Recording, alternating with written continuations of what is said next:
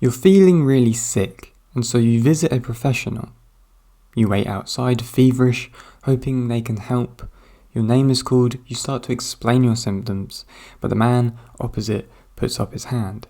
Stop, he says, it's obvious what's happened. You've been cursed by the god Hermes. You must sacrifice 2 young goats. I hope he takes pity on you. This was the standard medical model of the ancient world.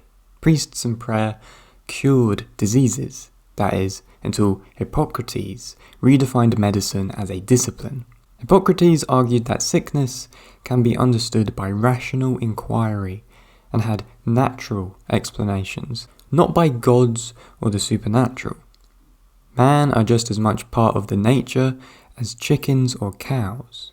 Because the Greeks had strict rules about dissecting a body, Hippocrates and the early physicians knew very little about human physiology.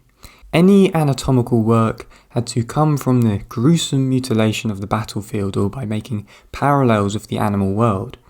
For instance, they thought human pregnancy was similar to how a hen nurtured her eggs. And so Hippocrates took a much more holistic view of the body.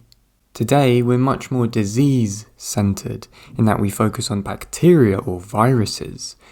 For Hippocrates, sickness came when the natural equilibrium of the body was disturbed. He thought the body was made up of various fluids, called humours, that needed to be kept in harmony. Too much phlegm, and you get a cough. Too much blood, and you vomit. Too much black bile, and you become depressed. The result was that Hippocrates took keen interest in patients.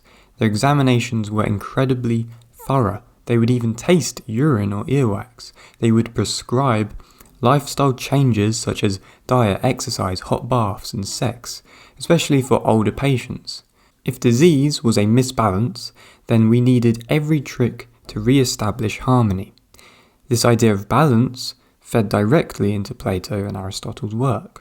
Voltaire once said, quote, "Medicine consists in amusing the patient while nature cures the disease." This is no doubt true of Hippocrates. I'm sure many of his patients recovered, but likely less due to his medical prowess and more from a month-long spa.